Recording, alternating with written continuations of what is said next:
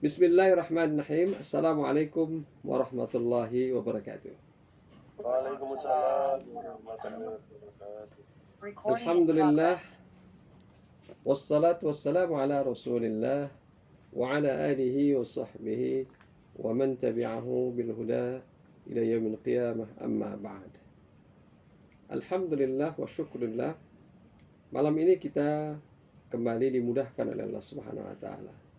Dan ini berkat nikmat Allah yang begitu banyak tercurahkan kepada kita, sehingga dengan berbagai nikmat itu kita dimudahkan hadir, dan kemudian kemudahan ini ya itu juga akan berpotensi menambah nikmat kalau sekiranya kita menyadari bahwa nikmat-nikmat Allah pada diri kita ini ada yang harus kita kita lepas, dan kalau tidak segera kita tukar dengan nikmat Allah yang lebih besar, maka kita khawatir kita menjadi orang yang tidak bersyukur kepada Allah. Orang yang bersyukur kepada Allah adalah orang yang senantiasa bertambah nikmatnya. Karena Al-Quran menyebutkan, ya, lain syakartum la azidannakum wa lain kafartum inna adzabi lasyadid. Kalau kalian bersyukur, la azidannakum, pasti aku akan tambahin nikmatku. Nah, mudah-mudahan malam ini adalah bagian dari jalan untuk menambah nikmat Allah Subhanahu wa taala. Nikmat tersebut juga ada yang tangible, ada yang intangible. Yang tangible itu barangkali yang mudah kita lihat adalah misalnya kesehatan kita. Tapi yang intangible misalnya ketenangan hati kita, rasa bahagia dan sebagainya. Sehat lahir atau fisik belum tentu kemudian juga sehat secara rohani. Juga yang namanya nikmat Allah itu ada yang dalam bentuk uang muka, ini istilah saya ini, down payment. Ada yang kemudian itu akan dibayar di akhir. Dan yang uang muka ini walaupun kecil, tapi luar biasa di dunia ini. Contohnya apa? Kita diberi Allah berbagai fasilitas kemudahan. Maka kita harus syukuri itu. Ya. Dan kemudian dalam hati kita, ya, supaya ini agar menguatkan hati kita, konteksnya adalah agar nikmat yang kita terima ini atau yang kita dapatkan ini kita syukuri, ya, kita hargai, tapi kemudian jangan lupa kita dengan ya sisa pembayarannya yang amat sangat besar sekali di sisi Allah nanti di akhirat. Jadi kita boleh berbahagia dengan nikmat yang Allah berikan di dunia ini, tapi jangan lupa itu hanya ya hadiah hiburan atau uang pangkal. Yang sisanya ya tuntas Allah bayar nanti di akhirat. Jadi dengan demikian kita menjadi manusia yang senantiasa bersyukur nikmat Allah. Kemudian selawat dan salam semoga Allah senantiasa curahkan kepada Rasulullah SAW, kepada keluarga, kepada kerabat, kepada sahabat dan pengikut beliau yang setia hingga akhir zaman. Rasulullah SAW adalah manusia yang paling sempurna bersyukur kepada Allah. Dan itulah maqam, level tertinggi yang bisa dicapai oleh seorang hamba Allah. Bapak Ibu dimuliakan Allah Subhanahu wa taala, saya akan review sedikit pertemuan kita yang keempat, dan kemudian saya akan lanjutkan dengan bahan yang nanti kalau di buku kita langsung masuk kepada bab 3. Ya, dan di bab 3 itu nanti kita akan bahas bagaimana sebenarnya kiprah dakwah Al-Fatihah Center dalam upaya, dalam konteks ya untuk meraih salat yang khusyuk, salat yang berkualitas. Dan salat ini ya kita sudah bahas tool yang luar biasa ya bermanfaatnya, dan itu tidak bisa lepas dari suratul Fatihah. Maka Al-Fatihah Center ya berkiprah untuk itu sebenarnya. Nah, saya akan tampilkan bahan, dan mohon izin insyaallah dengan bahan ini kita akan lebih asyik menikmati kajian ini, dan kemudian diharapkan kita akan banyak memanfaatkan waktu untuk menyampaikan komentar atau pertanyaan, dan kemudian nanti kalau ada waktu yang tersisa ya kita akan tutup dengan doa dan sekaligus persiapan kita untuk jelang Ramadan, dan tetap kita buka atau kami buka ya pertemuan informal ya. Jadi pertemuan informal ini adalah bagian dari paket yang memang kami sediakan dalam setiap pertemuan online. Baik, kita ikuti sejenak. Saya tampilkan. Ya, jadi kita sudah bahas bahwa sholat itu hampir identik dengan suratul Fatihah. Karena memang nama suratul Fatihah itu salah satunya adalah as-sholah ya. Dan karena itu kemudian ya tidak mengherankan kalau para ulama sudah menetapkan sedemikian rupa hukum membaca suratul Fatihah dalam sholat ini ya. Ada dua pilihan ya, rukun atau wajib. Jadi kalau dia rukun, maka kalau tertinggal maka wajib menggantikannya. Kalau dia wajib, maka tidak wajib menggantikannya atau tidak harus membaca Al-Fatihahnya, tapi kemudian tetap harus dibaca ya jika itu mampu. Jadi ini dua perbedaan yang sebenarnya itu pada dasarnya sebenarnya ya wajibnya Imam Abu Hanifah ini ada syaratnya atau ada ketentuannya. Ketentuan adalah bagi mereka yang belum hafal suratul Fatihah karena mereka mungkin baru ya masuk Islam ya, baru mengenal Islam ya, kira-kira seperti itu. Tapi kalau kita tidak berlaku lagi ini ya. Nah, suratul Fatihah adalah survival of the world, survival of the universe. Nah, kenapa penjelasannya? Nah, ini nanti di bab 5 ini atau di bab 5 di pertemuan kelima ini saya akan kupas bagaimana sebenarnya alam semesta yang begitu besarnya yang Allah ciptakan ya, itu nanti kalau kita perkecil maka kita akan saksikan bahwa ya key-nya atau kuncinya gitu ya, atau intinya adalah itulah ibadah yang kita ya laksanakan sedemikian rupa. Dan ibadah itu ya yang paling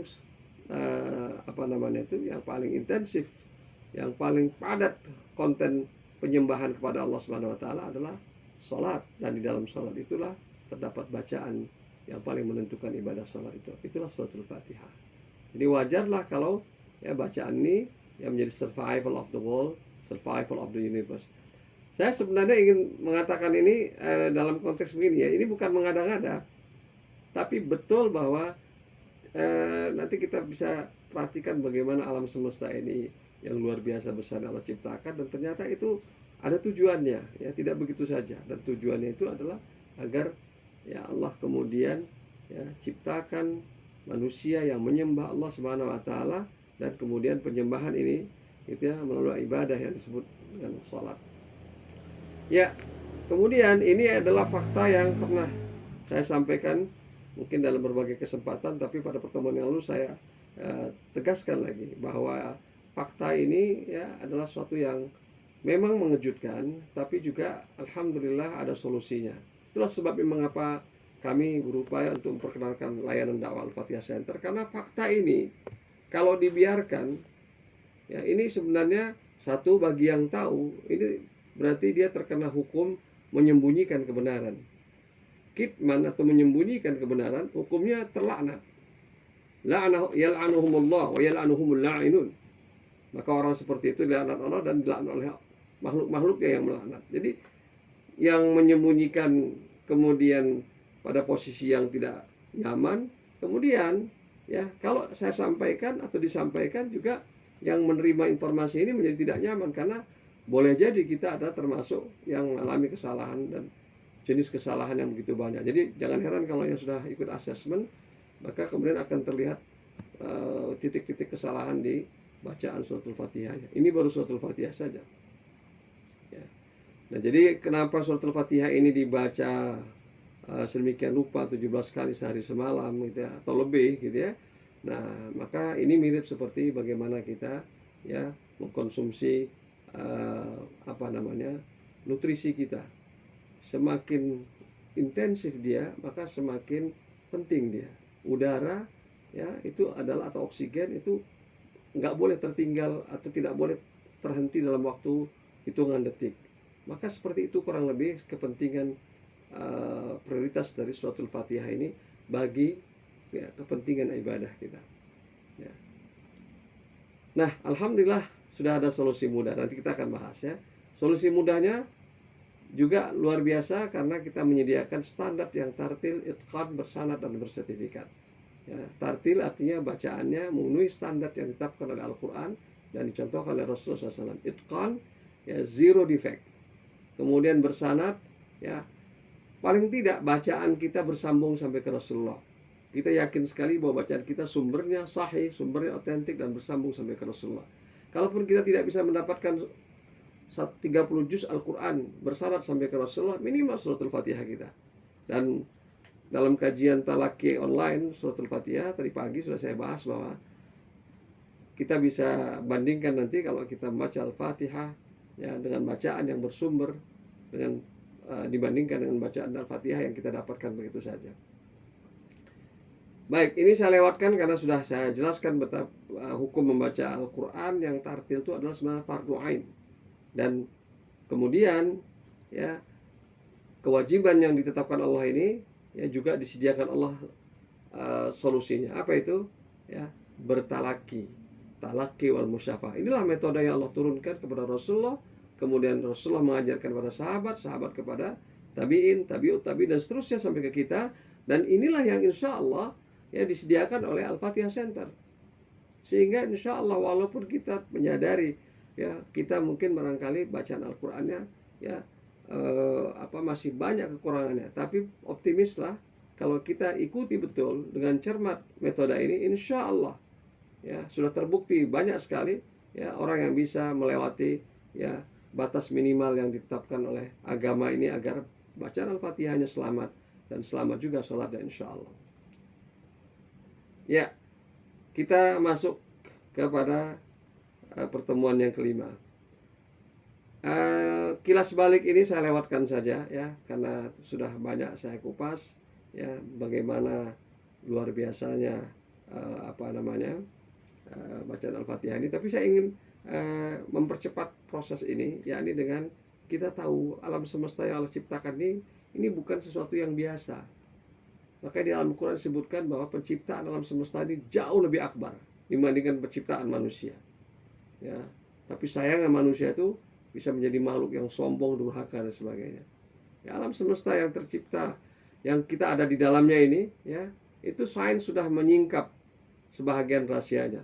Misalnya, ya, jari-jari atau radius jagat raya ini diperkirakan dengan bantuan teknologi, ya. Teleskop Hubble sudah mengumpulkan data dan makin lama makin valid. Kurang lebih 13,8 miliar tahun cahaya. 13,8 miliar tahun cahaya. Satu detik cahaya itu 300.000 kilometer. Satu tahun cahaya 9,45 triliun kilometer. Kalau 13,8 miliar tahun cahaya, itu jaraknya 1,3 kali 10 × 23 kilometer. Allahu Akbar. Untuk apa diciptakan Allah alam yang begitu besarnya? Yang menurut hemat saya, ketika saya membahas tentang Isra dan Mi'raj, ini baru, ya, di bawah langit pertama. Jadi langit kedua, ketiga dan seterusnya, ya, seberapa besar wallahu a'lam bishawab. Itu nanti pembahasannya tersendiri, ya. Baik, saya jelaskan bahwa, ya, alam semesta yang begitu besarnya ini ternyata diisi oleh 200 miliar. Ini perkiraan yang terkini, ya.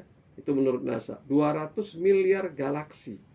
Satu galaksi itu terdiri dari miliaran bintang sejenis matahari. Jadi kita bisa bayangkan berapa banyak sebenarnya bintang yang ada di alam semesta ini. Dan itu pun yang terlihat, yang disebut dengan alam yang tampak. Karena ada yang namanya itu dark energy, dark matter. Ya, konon dark energy dan dark matter ini itu sebenarnya mengcover 95% lebih, gitu, ya, alam semesta ini. Jadi artinya yang terlihat saya sudah sangat besar sekali, luar biasa, ya. Nah, untuk apa diciptakan Allah? Allahu Akbar, ya. Adalah untuk hadirnya manusia dengan peradabannya, yang dalam peradabannya ini, ya, manusia, ya, menyembah Allah Subhanahu wa taala, beribadah kepadanya. Wa ma khalaqtul jinna wal insa illa liya'budun. Dan ibadah itu, ya, prakteknya adalah ibadah salat. Dan di dalam salat itu terdapat satu surah yang wajib atau rukun kita baca, itulah suratul Fatihah. Maka kalau kita sudah memahami konstruksi alam semesta ini seperti apa, terkait dengan apa yang kemudian menjadi bacaan dalam sholat, kita boleh menyimpulkan suratul Fatihah bagaikan ya singularitas ya di alam semesta ini. Artinya apa? Suratul Fatihah bagian yang paling kecil yang ada kemudian ya dalam ya kehadiran kita sebagai makhluk yang memang diciptakan Allah untuk menyembahnya.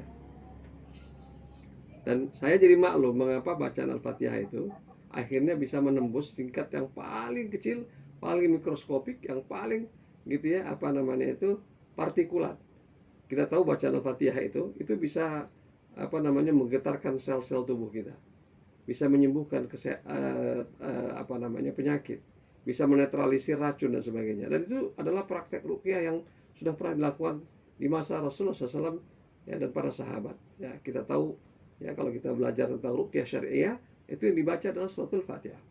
Baik, jadi kalau kemudian ya saya katakan ini adalah survival of the world, survival of the universe, ini bukan sesuatu yang berlebihan.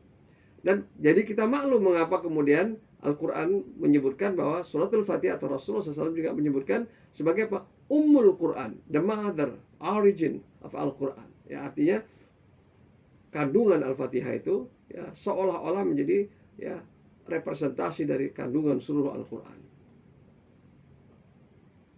Ya, ini saya tidak kupas ya, biar kemudian kita langsung kepada apa namanya bacaan Al-Fatihah yang sudah kita pelajari ya, di mana bacaan ini nanti ada varian-variannya.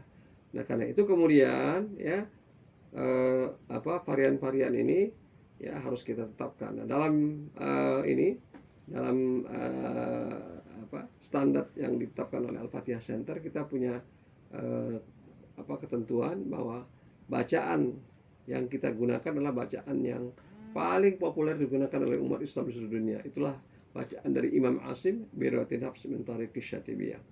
Nah, jamaah bukan Allah, karena ada temuan faktual yang sedemikian saya bisa katakan ini kalau saya expose di media gitu ya, dan Republika sudah mengekspos ini mulai gitu ya, ini pasti akan heboh.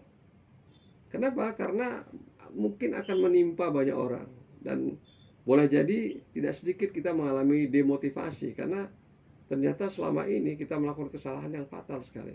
Oke, kita tidak tahu dan Allah mungkin memaafkan. Tapi membiarkan dalam ketidaktahuan itu bahaya. Nah, jadi karena itulah saya sebutkan dalam bab 3 itu ya, mengenal Al-Fatihah Center, AFC dan program Safa ya. Program untuk menyelamatkan bacaan Al-Fatihah ini adalah misi dakwah yang tidak boleh ditunda. Seperti tidak boleh kita menunda bernafas. Seperti tidak mungkin kita menunda sholat kalau kita adalah seorang yang mukallaf dan diwajibkan menjalankan ibadah sholat. Tidak mungkin kita tunda karena kita tidak benar membaca Al-Fatihahnya. Kita akan terus membaca, kita akan terus melaksanakan ibadah sholat sekalipun bacaan Al-Fatihah kita masih rusak, masih kemudian tidak memenuhi batas kelulusan, ya. Tapi kemudian tidak ada kamusnya kita kemudian ya menunda. Jadi ini adalah sesuatu yang ya menjadi persoalan besar bagi umat Islam. Dan oleh sebab itu ya saya lewat dakwah sahabat Al-Fatihah gitu ya, atau buku yang kami distribusikan atau media apapun, berupaya untuk mengajak kita semua, ayo sama-sama kita sadarkan umat Islam akan masalah yang besar sekali yang selama ini mungkin barangkali itulah kerikil kecil yang menghalangi gitu ya datangnya nikmat Allah yang jauh lebih besar pada ya kita dan peradaban umat Islam ini. Ya, kalau kita kupas secara mikroskopik, ini bukan suatu yang yang main-main sebenarnya gitu ya. Alhamdulillah hingga saat ini dakwah Al-Fatihah Center sudah dinikmati di banyak tempat. Tapi sebenarnya ini masih sangat minim walaupun santri Al-Fatihah. Kami menyebutkan orang-orang yang telah mengikuti asesmen kita sebut dengan santri Al-Fatihah yang jumlahnya hampir mencapai 24.000 seluruh Indonesia dan di berbagai titik di dunia karena bisa diakses secara online. ini masih sangat kecil sekali dibandingkan dengan umat Islam di Indonesia yang jumlahnya saat ini mencapai kurang lebih 230 juta. Jadi angka ini nggak berarti sebenarnya. Ya, betapa minimnya kemampuan kami melayani dan betapa minimnya juga kesadaran umat Islam. Ya, dan mungkin boleh jadi ya di keluarga kita masing-masing pun barangkali hanya sebagian kecil yang mendapatkan informasi ini. Jadi saya hanya bisa berharap kepada Allah Subhanahu wa taala, semoga Allah Subhanahu wa taala mempercepat proses ini dengan caranya, karena saya tidak tahu. Teknologi sudah kami upayakan, gitu ya, upaya-upaya yang sifatnya itu sistematik, terorganisir sudah juga kami lakukan, tapi sekali lagi keterbatasan sebagai manusia ya yang kami miliki membuat kami kemudian berpikir, ya Allah, ya apa mungkin kami bisa atau kita semua bisa kemudian menyelesaikan masalah ini dalam waktu yang tidak terlalu lama. Baik, ini juga sekedar catatan. Dulu ketika proses perbaikan bacaan Al-Fatihah itu secara manual dilakukan dengan tahsin ya, dari masjid ke masjid yang saya lakukan. Alhamdulillah, bertahun-tahun saya melakukan itu, hanya puluhan orang yang bisa dilayani. Terus terang permintaan yang namanya itu tahsin,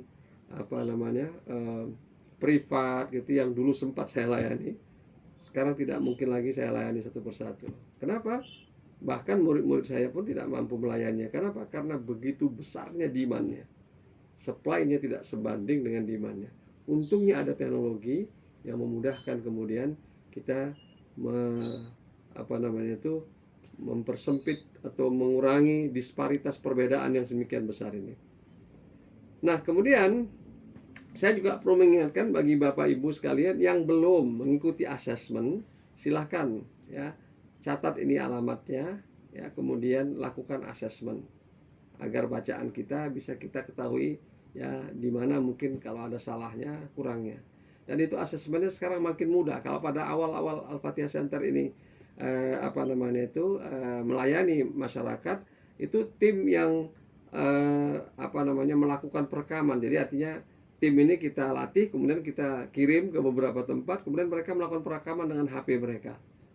Dan sebagian orang kurang nyaman kenapa direkam di depan orang. Tapi kalau dengan teknologi yang terkini, ya tinggal klik saja alamat ini di HP kita masing-masing, nanti kita bisa merekam sendiri. Dan hanya kita juga yang tahu hasilnya. Jadi ini sudah sangat mudah sekali. Memang kami akui bahwa kami belum optimal melayani kecepatan pelayanan ya. Jadi pada masa pandemi ini banyak hal yang harus kami benahi, tapi sebelum itu kami bisa menjanjikan bahkan 2 jam setelah rekaman masuk itu keluar hasilnya ya. Hasilnya seperti ini.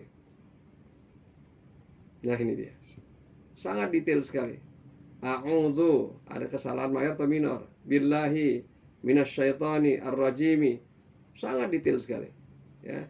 Jadi kalau lolos itu berarti memang benar-benar bersih ya. Dan itu nanti tinggal diunduh. Ini alamatnya. Tinggal klik nanti peserta.alfatihahcenter.org, nanti akan muncul tampilan seperti ini. Masukkan ID AFC kita, AFC sekian, kemudian masukkan password. Kalau kita baru pertama kali login, baru pertama kali jadi peserta, maka nomor ID kita sekaligus passwordnya. Jadi tinggal copas, masukkan ke passwordnya.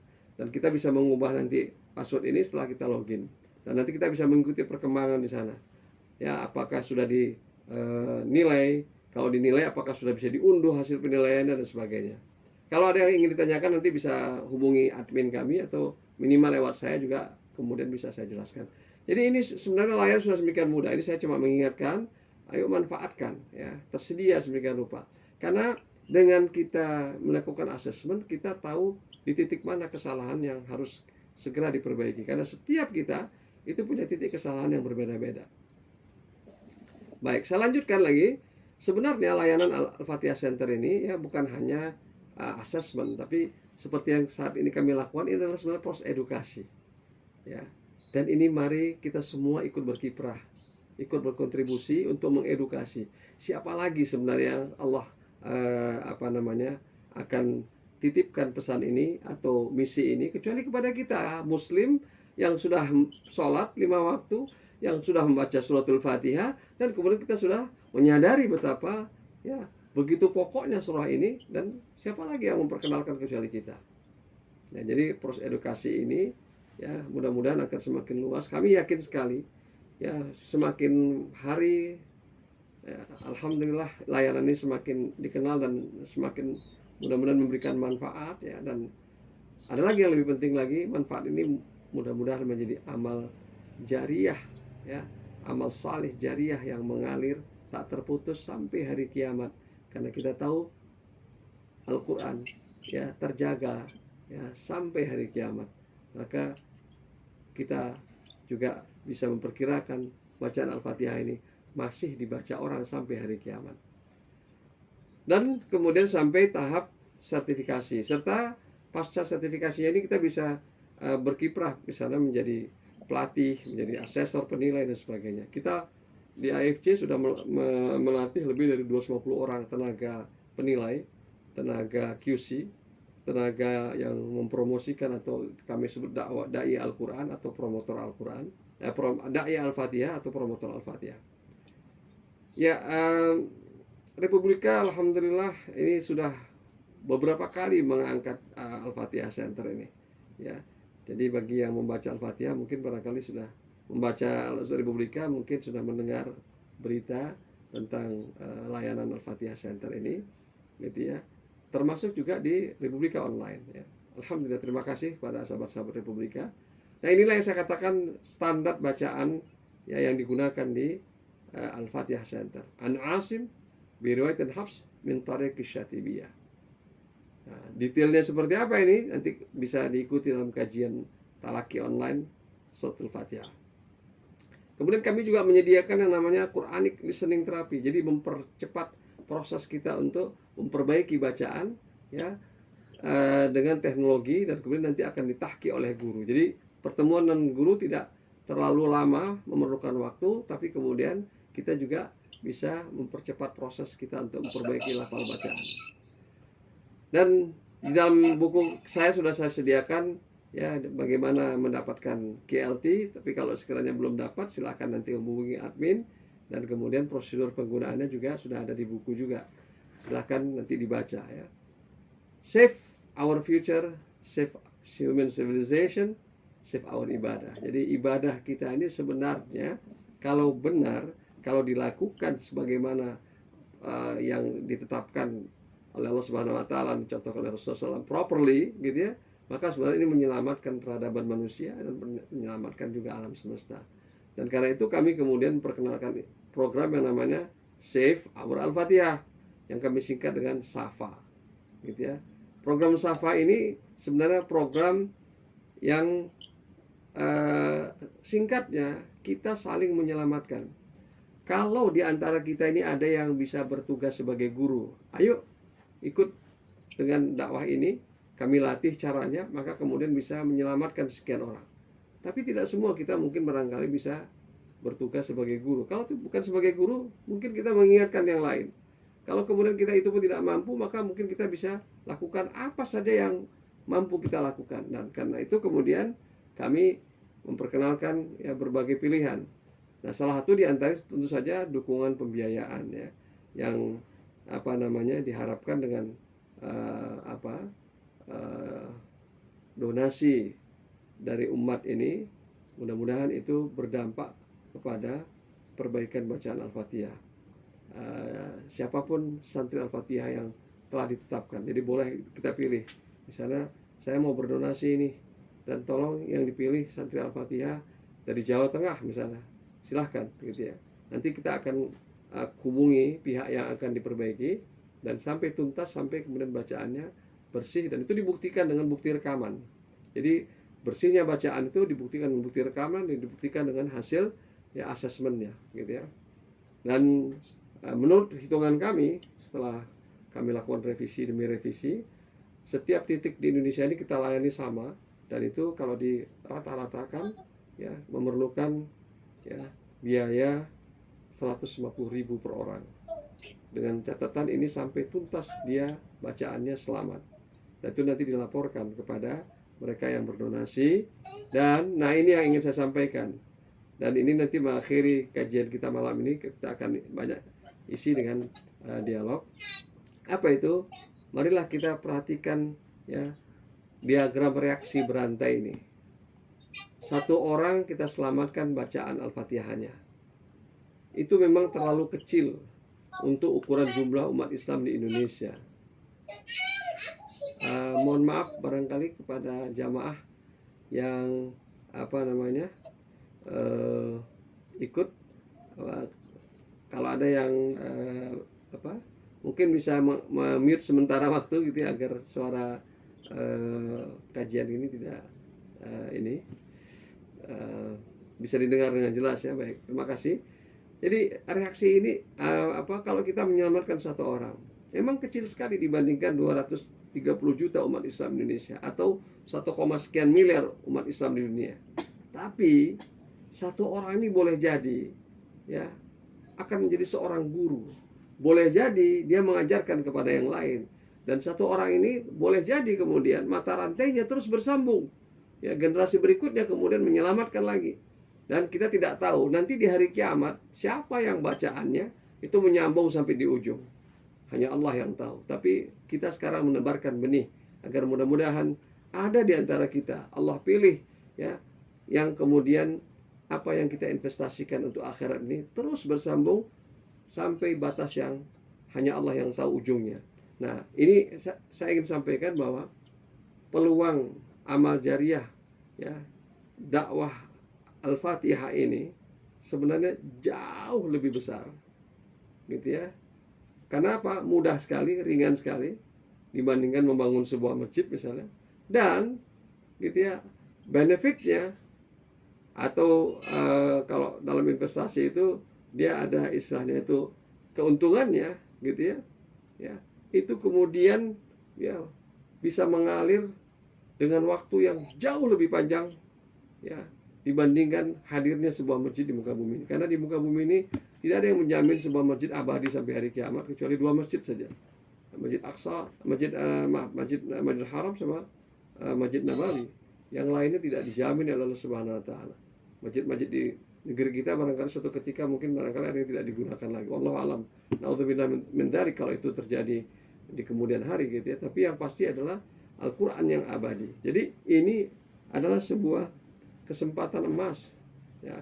Mumpung Allah berikan kita ya waktu untuk ya bercocok tanam di dunia ini ya agar kemudian nanti kita petik ya selepas kita ya menghadap Allah Subhanahu wa taala. Demikian barangkali kami Al-Fatihah Center bagaikan pasar yang mempertemukan supply dan demand. Santri Al-Fatihah yang jumlahnya puluhan ribu saat ini itu harus kami layani, dan jamaah yang memiliki sumber daya juga bisa kemudian kami salurkan. Dan mudah-mudahan ya jika Allah telah mengizinkan semuanya ini menjadi kebaikan kita bersama. Saya kira itulah bahan yang dapat saya sampaikan pada pertemuan kelima ini. Waktu yang tersedia kita manfaatkan untuk berdialog atau tanya jawab atau menyampaikan komentar.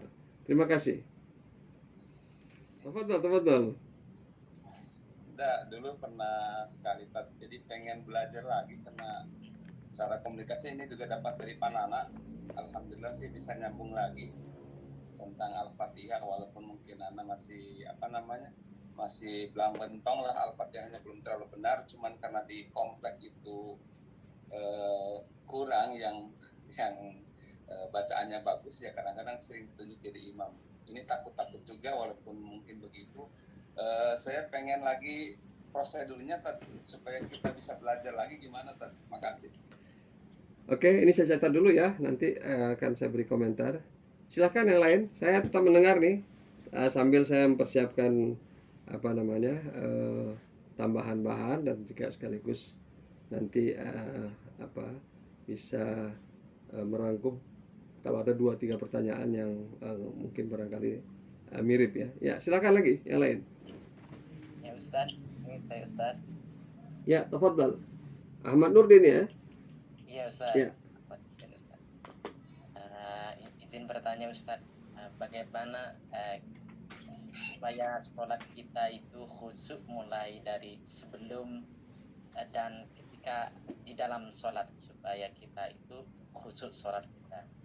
Kemudian bagaimana kita misalnya baru jadi imam lah, baru pertama belajar imam, supaya apa namanya ya bisa khusyuk, bisa menghayati, kemudian apa namanya lebih pede Ustadz, karena kadang kalau kita gemetar itu menjadi apa, bacaan kita menjadi goyang, akhirnya Terganggu ya. ya terganggu, dan juga hafalan itu misalnya walaupun baca surat pendek terkadang bisa mengganggu juga, seperti itu Ustaz. Mungkin Ustaz ada pengalaman seperti saya Ustaz. Oke, Terima baik. kasih, Ustaz. Ya, saya catat nih dari Ahmad Nurdin. Fadal, silakan yang lain. Saya masih ada waktu 1 menit lagi nih.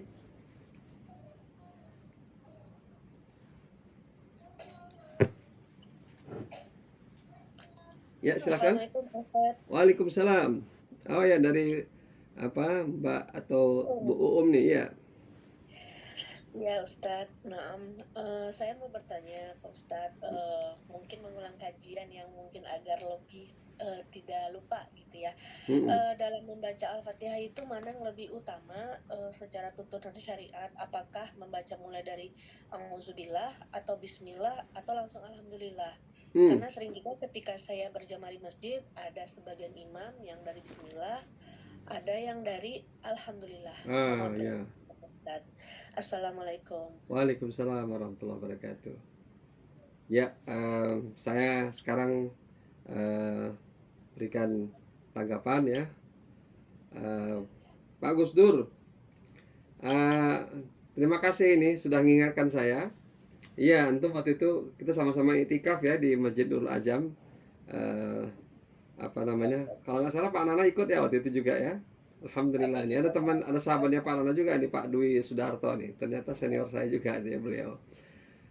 Jadi saya sudah membuka apa namanya itu kajian, namanya itu Talaki online Suratul Fatihah. Sama di hari Sabtu juga, tapi waktunya pagi jam 5.30 sampai pukul 7. Dan itu sudah pertemuan kesekian sudah. Jadi nanti akan saya buka kelas baru, karena kalau sudah pertemuan kesekian itu saya tidak mengulang lagi dari isti'adzah dan seterusnya gitu ya. Nah, jadi nanti akan saya buka kelas baru, dan ikutilah kalau bisa gitu ya dengan cermat supaya tuntas. Ya, ini kan cuma suratul Fatihah. Ini memang catatan juga buat kita ya. Tapi mudah-mudahan Allah berikan kita kekuatan. Karena saya nanti berharap banyak yang menyampaikan testimoni saja. Apakah dari ayat 1 ke ayat berikutnya itu ya mulus-mulus saja gitu ya. Ternyata setelah kita kaji isti'adzah, basmalah, wow, ternyata ada banyak sekali kesalahan-kesalahan fatal, dan itu semuanya adalah tidak sengaja. Gitu ya. Kalau tidak ada yang mengingatkan ya, maka itu kesalahan bisa permanen. Yang repotnya adalah kalau kita tahu bahwa itu adalah kesalahan, maka kita kemudian jadi serba salah. Kalau kita beritahu, kita juga nggak tahu solusinya. Kalau tidak kita beritahu itu salah, dan kita biarkan umat kemudian dalam situasi kesalahan yang fatal. Ini memang situasi yang berat sekali, terus terang apa namanya tidak nyaman. Jadi antum bisa ikut bergabung bersama kami, nanti saya berikan apa namanya itu linknya. Insya Allah di bulan Ramadan kita akan mulai lagi Sabtu juga ya, dan tetap waktunya pagi hari gitu ya. Nah, sambil juga saya akan coba cari alternatif waktu untuk kelas baru, supaya kemudian tidak dari ayat yang sudah pertengahan gitu ya, sudah ayat ke-5, sekarang sudah ayat ke-5 mau ayat ke-6 gitu ya. Jadi nggak dibahas lagi hamdalah, tidak dibahas lagi gitu ya, basmalah gitu ya. Itu yang pertama. Yang kedua, mengenai khusyuk. Ini apa sebenarnya kiatnya? Yang pertama dan utama dari khusyuk itu adalah ya, kita perlu ya kembalikan maknanya kepada Al-Quran. Khusyuk itu adalah alladzina yadhunnuna annahum mulaqu rabbihim wa annahum ilaihi raji'un. Jadi khusyuk itu esensinya adalah keterjagaan ya paling tinggi yang bisa kita lakukan saat kita ya berdialog dengan Allah Subhanahu wa taala. Sekarang gini saja untuk memudahkan. Nih kita ikut Zoom ini. Ada yang ikut Zoom-nya diaktifkan videonya, ada yang tidak. Masing-masing kita punya situasi yang berbeda ya, keterbatasan sebagainya. Tapi kalau kita hidupkan, kita lihat sendiri, kemudian kita bertemu dengan sosok yang kemudian kita hormati, atau yang kita harapkan bantuannya, yang kita harapkan pertolongannya, kira-kira gimana sikap kita? Ya tadi yang antum katakan, ketemu orang yang begitu berpengaruh itu bisa buat grogi kita. Kenapa kepada Allah tidak begitu kita? Apa karena kemudian kita nggak melihat zatnya? Kan bukan harus melihat zat, karena zat itu tidak bisa dilihat. Ya zat Allah itu bukan sesuatu yang bisa dilihat, tapi tanda-tandanya begitu banyak. Gitu ya. Jadi khusyuk itu adalah situasi di mana kesadaran kita naikkan. Makanya kenapa ada niat? Dan kalau di madzhab Syafi'i atau Syafi'iyah, itu niat sampai dideklarasikan. Nawaitu usolli. Ya. Seolah-olah kalau kita mau ke Bandung, saya mau ke Bandung nih loh, saya mau ke Bandung nih, berkali-kali disebutkan. Untuk apa? Untuk memantapkan. Kita nggak ngasal. Nah, kita kemudian membaca perlahan-lahan. Tumak-nina, yang kita baca kita mengerti. Ya, disebutkan dalam Al-Quran. Kalau kita baca, kalau kita melaksanakan ibadah sholat, jangan kita mengucapkan sesuatu yang tidak kita ketahui. Wala taqrabus shalah wa antum sukara hatta ta'lamu ma taqulun. Jangan kamu sholat seperti orang mabuk. Nggak tahu apa yang diucapkan, nggak tahu apa yang kemudian difikirkan, nggak nyambung. Nah, itu semuanya harus kita latih. Nah, tapi di atas semua itu adalah ada bagian yang inilah menjadi ya pemegang saham terbesar dari khusyuk itu. Apa itu? Ruhani kita. Khusyuk itu bukan sekedar amal fisik. Makanya saya katakan, walaupun kita sudah tertib dari segi kaifiatnya, memenuhi sunnah, rapi, rapat safnya, 5 waktu di masjid, gitu ya. Kemudian hal-hal yang teliti itu semua, hal-hal yang kecil kita semuanya teliti. Apakah pasti khusyuk? Belum tentu. Kenapa? Kalau yang kita lakukan hanya cangkangnya saja. Maka upaya penghayatan ini harus kita kemudian tumbuhkan perlahan-lahan. Nah, menumbuhkannya itu memang perlu proses, perlu pengalaman. Tidak begitu saja. Dan lebih cepat lagi kalau kita berinteraksi dengan mereka-mereka yang berjalan menuju ke arah yang sama.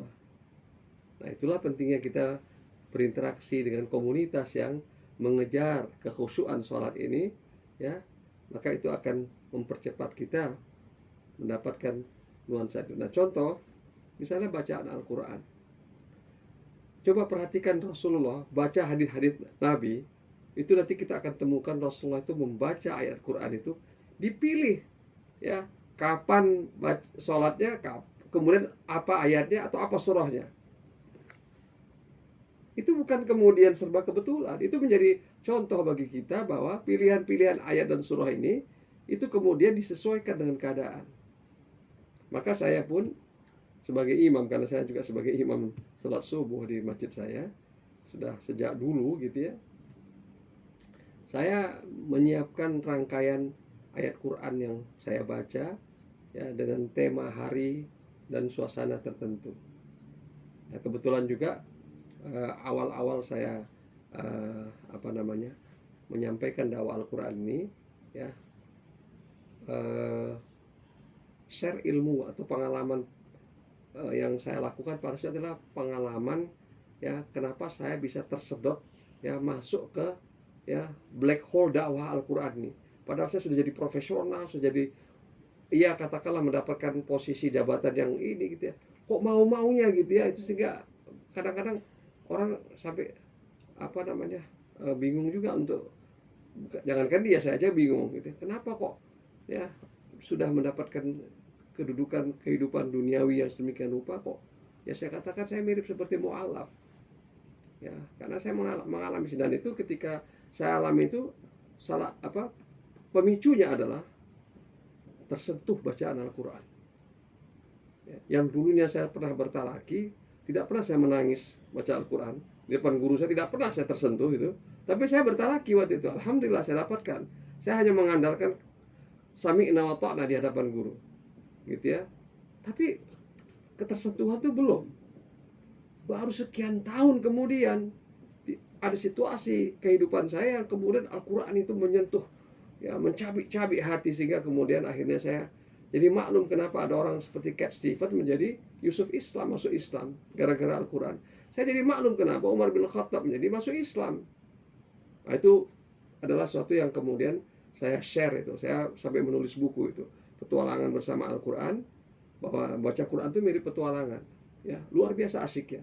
Kemudian saya tulis lagi buku berikutnya, Pak, Latihan Merasakan Getaran Bacaan Al-Quran. Ya, mungkin sejak tahun 2007 atau 2008 itu dilakukan secara rutin di Masjid Bank Indonesia setiap tahun di bulan Ramadan seperti ini. Dan nanti bulan Ramadan ini saya akan adakan lagi tapi online. Ya, latihan merasakan getaran bacaan Al-Quran. Karena kalau ini kemudian kita latih, nanti kita akan menikmati bacaan Al-Quran yang kita dengar maupun yang kita bacakan. Ya, dan itu luar biasa efeknya. Ya, kalau udah tersentuh Quran itu aneh. Orang biasanya susah ngafal Quran. Kalau orang tersentuh itu yang terjadi terbalik, susah, ya, melupakan Quran. Ya. Kebanyakan orang susah menghafal Quran. Kalau orang yang sudah tersentuh itu susah melupakan Quran.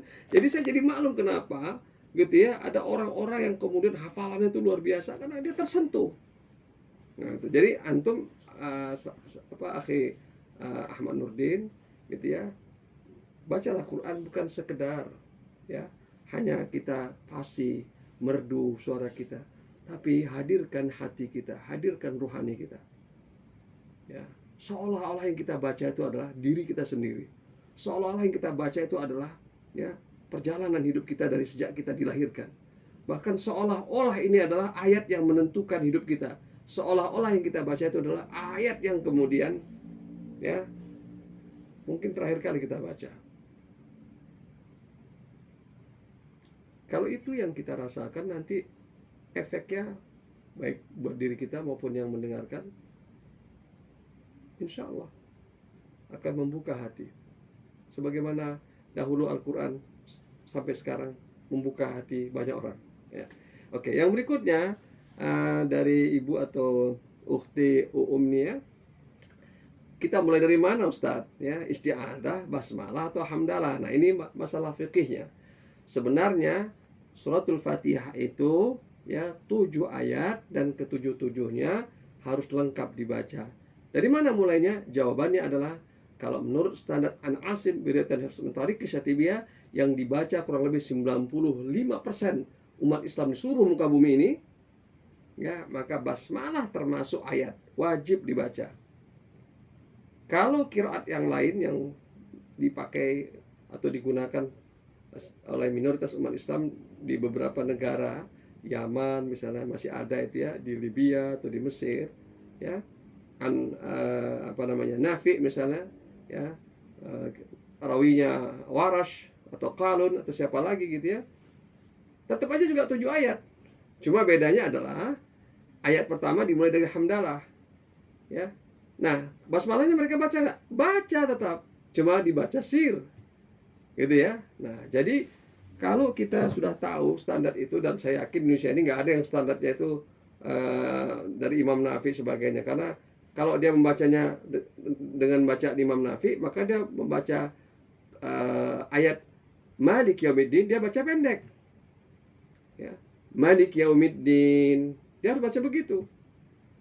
Kalau dia baca masih Malik Yaumiddin, itu bacaannya sama dengan yang lain. Nah, kemudian bagaimana kalau yang membacanya langsung hamdalah? Sebenarnya secara fikih, karena itu ada dalilnya, itu tidak langsung hamdalah, membaca basmalahnya sir. Jadi dibaca bisik-bisik, Bismillahirrahmanirrahim, Alhamdulillahi Rabbil Alamin, dan seterusnya. Nah, kalau dia lupa pas bisik-bisiknya, batal itu. Makanya ada kejadian gitu ya, jamaah haji pulang begitu ya, karena dia dengar di Masjidil Haram langsung hamdalah, begitu jadi imam dia nggak baca basmalah, batal semua itu jadinya gitu ya. Nah, ini karena tidak tahu secara fikih, langsung ngekor saja gitu ya, tanpa ilmu, ya wassalam jadinya. Nah, ini pentingnya kita belajar. Jadi bukan kalau secara fikihnya, kalau sekiranya orang membacanya dari hamdalah sebenarnya basmalahnya dibaca sir. Hanya saya kemudian menyarankan di Indonesia ini mayoritas umat Islam itu ya bermadzhab Syafi'i atau Syafi'iyah. Jadi ma'rufnya, afdalnya ya kita harus membaca suratul Fatihah yang diterima oleh masyarakat secara luas. Ya, kecuali di masjid-masjid tertentu yang memang sudah menetapkan bahwa fikih kami seperti ini. Kenapa? Karena akan menimbulkan ya kebingungan oleh umat yang awam. Yang awam ini, kalau yang sudah belajar ya mungkin nggak ada masalah. Tapi kalau yang awam, loh, ini kok nggak ada al-fatihah? Basmalahnya ini batal dong sholat saya. Dia nanti misahkan diri, dia sholat lagi barangkali. Begitu ya, kira-kira seperti itu. Nah, jadi hal-hal seperti ini harus diketahui oleh imam. Jadi makanya imam itu dipilih itu harus dengan ketentuan yang cermat. Sambil contoh begini. Ini rahasia ya, jarang nih saya ungkapkan. Kebanyakan imam kita itu kalau membaca surah rakaat pertama dan rakaat kedua itu tidak sinkron. Ya, padahal afdalnya itu ada dalam adabut tilawatil Quran yang dikarang oleh Imam An-Nawawi. Kalau kita membaca ya surah pada rakaat yang lebih awal, rakaat pertama misalnya, itu harus lebih panjang ketimbang yang rakaat berikutnya. Jangan kita baca rakaat yang pertama qul huwallahu ahad, rakaat yang kedua kemudian Al-Baqarah 1 sampai 18 misalnya. Nah, itu terbalik, nggak pernah ada itu. Nggak pernah ada ulama yang mengajarkan seperti itu. Atau misalnya gini, pada rakaat pertama kita baca soal kafirun. Pada rakaat yang kedua kita baca ad-duha misalnya. Pada urutannya itu kan duluan ad-duha baru al-kafirun. Nah, ini penting sekali bagi imam ini. Gitu ya. Atau kemudian dia baca 2 ayat di rakaat pertama. Pada rakaat pertama dibacanya 5 ayat. Ya, walaupun tidak membatalkan, tapi itu mengurangi kualitas. Karena tidak pernah dilakukan oleh orang-orang terdahulu. Dan Rasulullah mencontohkan, coba perhatikan. Rakaat pertama Al-Kafirun, rakaat kedua Al-Ikhlas. Rakaat pertama Al-A'la, gitu ya. Kemudian rakaat kedua Al-Ghasyiyah. Lihat perhatikan urutannya itu. Nah, jadi ini penting sekali. Dari sanalah para sahabat tahu bagaimana Rasulullah membaca surah di dalam salat. Nah, sebenarnya masih banyak lagi ya. Nanti kita bahas khusus aja tentang bagaimana adab imam ya dalam mengimami salat-salat di masjid ya. Ya, silakan. Yang lain. Ustadz, boleh izin menambahkan pertanyaan nggak? Boleh. Kenapa tidak? Masih ada waktu ya. Ya, silakan. Baik Pak Ustadz, menyimak tadi yang setelah Ustadz Furqan sampaikan, tadi kan ada cerita bahwa seorang imam bisa saja lupa membaca bismillahnya, nah batallah semua itu jemaahnya gitu ya. Memang kalau misalnya sirnya kedengaran mungkin kita sirnya bismillahnya mungkin tidak kedengaran atau lupa. Maksudnya kalau misalnya sirnya bismillahnya tuh lupa, tapi kita mau tahu mungkin kita bisa membatalkan ya Pak Ustadz ya. Jadi kita langsung sholat kembali. Nah, bagaimana ketika beliau lupa, sang imam lupa, terus kita tidak mengetahuinya juga karena bacanya sir bukan zohir, apakah kita harus menanggung kesalahan dari si imam tersebut sehingga sholat kita juga tidak sah atau batal Pak Ustadz? Mohon pencerahan. Baik, ini tentu saja kita perlu berikan beberapa catatan. Pertama misalnya kita sholat di masjid yang kita kenali, masjid di komplek kita kenal dengan masyarakat, dengan jamaah, dengan pengurusnya. Nah, kita tahu kebiasaannya. Tiba-tiba terjadi sesuatu yang berbeda. Nah, mungkin barangkali kita bisa menganggap ini ada kesalahan nih. Tapi kalau misalnya tidak kita kenali, kita datang ke suatu tempat, sholat, kemudian ini bacaannya berbeda. Nah, mungkin boleh jadi kita harus melakukan yang namanya pengecekan ulang gitu ya. Karena mungkin kita yang belum mengetahui secara lengkap. Nah, kalau asumsinya ya ini adalah masjid yang kita kenali, kita sudah tahu gitu ya, maka kita perlu mengingatkan, paling tidak menanyakan gitu ya. Ya, pilihan ini apa dasarnya, dan kemudian kalau terjadi seperti ini bagaimana cara kemudian agar bacaan sholat kita itu atau sholat yang dipimpin oleh imam ini selamat gitu ya. Makanya di madzhab Syafi'i itu, kalau di madzhab Syafi'i itu makmum masih membaca Al-Fatihah dan diberi waktu. Walaupun tidak ada dalilnya juga, Rasulullah pernah jeda membiarkan jamaahnya di belakang baca Al-Fatihah. Tapi ini adalah sebuah ijtihad agar kemudian jangan sampai terjadi gitu ya, bacaan imamnya salah atau rusak dan kemudian itu mempengaruhi dan bahkan bisa membatalkan. Karena sebenarnya kalau bacaan imam dianggap mewakili bacaan seluruh jamaah, kalau satu kalau bacaan imam ini kemudian rusak, maka itu adalah ya kerusakan yang dialami oleh seluruh jamaah. Ya tentu ya kita berharap imam-imam yang dipilih oleh masjid-masjid itu imam-imam yang sudah very selected, terseleksi sedemikian rupa, gitu ya. Nah itu belum termasuk adabnya juga. Nah ini juga penting kalau imam ini ya, adabnya misalnya dia menghadap dulu ke jamaah, mengingatkan agar meluruskan dan merapatkan shaf, gitu ya. Dan kemudian setelah itu dia bacalah ayat-ayat yang tidak berat. Kalau sholat wajib itu disarankan ya ayat-ayat yang dengan melihat kondisi jamaahnya.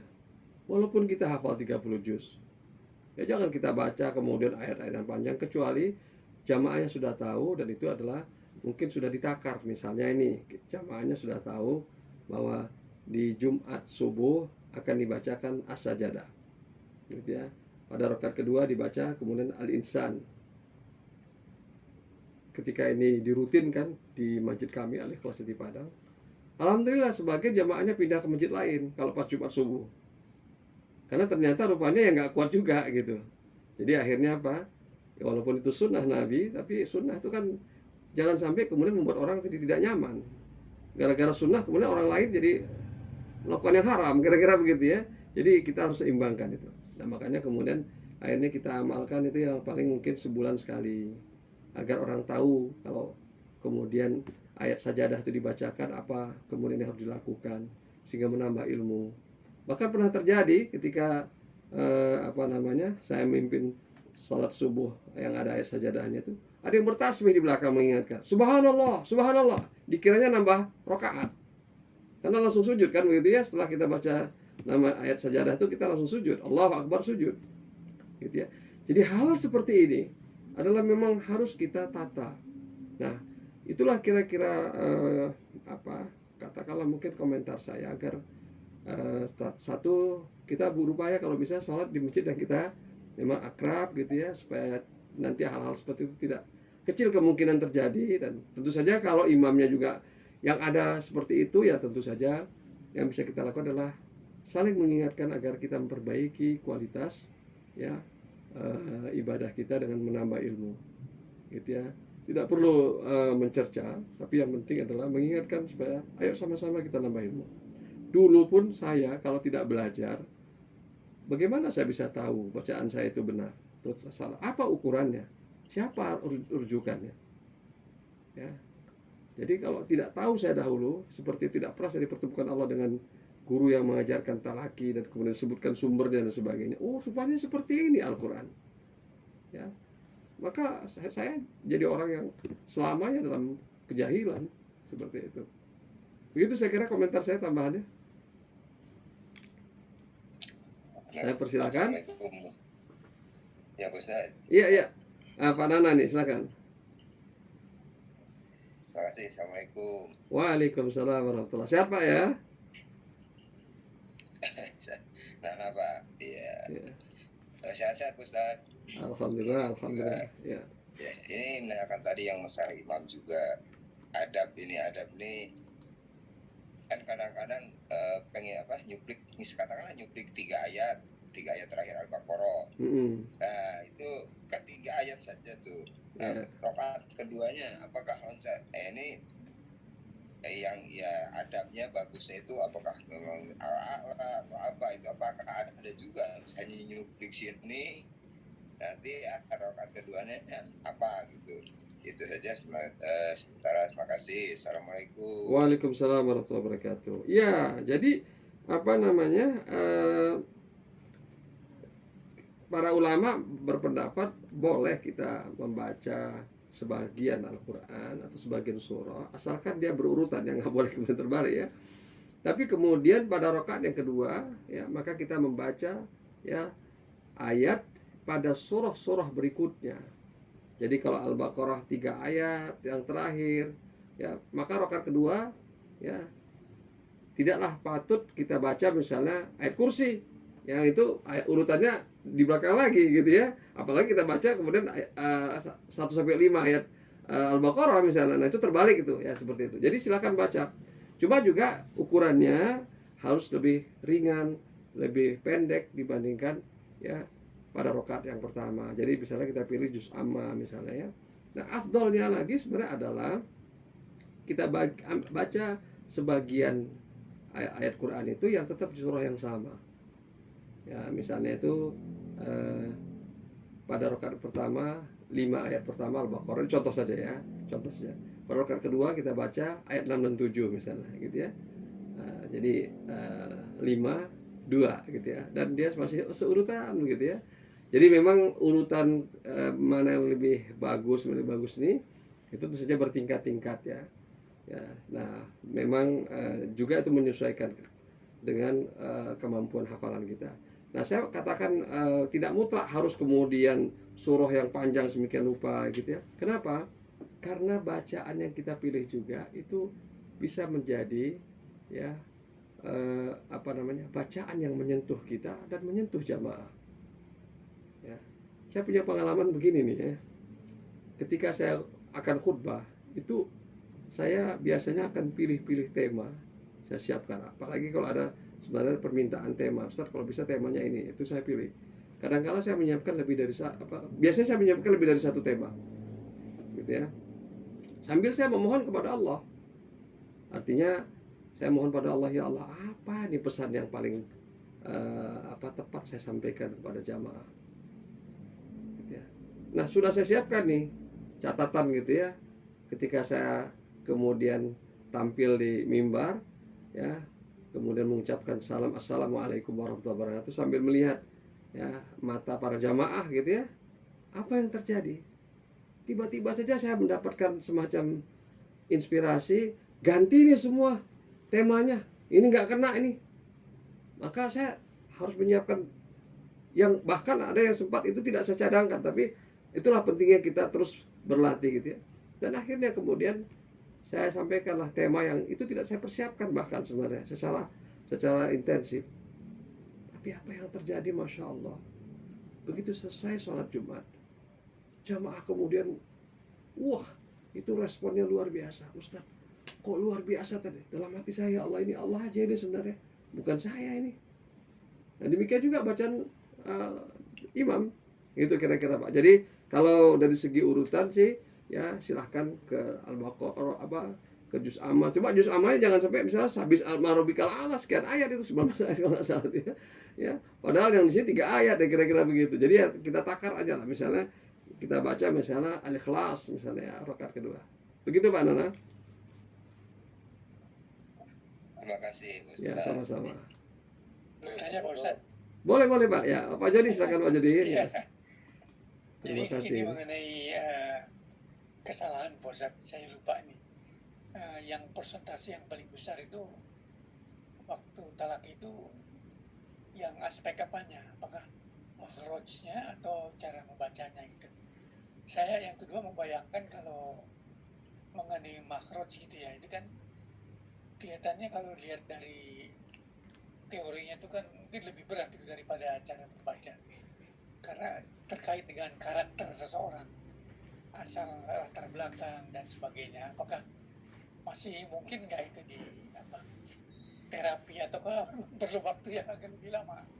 Nah, ini saya kira yang ingin saya tanyakan. Terima kasih Pak Ustaz. Assalamualaikum warahmatullahi wabarakatuh. Waalaikumsalam warahmatullahi wabarakatuh. Pak Jody, jadi pengertian lahnul jali, lahnul khafi atau yang disebut dengan kesalahan itu bukan sekedar makhraj. Jadi definisinya lahnul jali itu adalah kesalahan yang ya bisa mengubah makna, atau kesalahan menghilangkan huruf, kesalahan mengurangi huruf, kesalahan yang intinya adalah merusak keotentikan Al-Quran. Apapun dia, itu namanya lahnul jali. Nah, kalau yang mengurangi kesempurnaan, itu namanya lahnul khafi. Misalnya, seharusnya 2 ketukan, kita baca sampai 6. Siratal ladzina.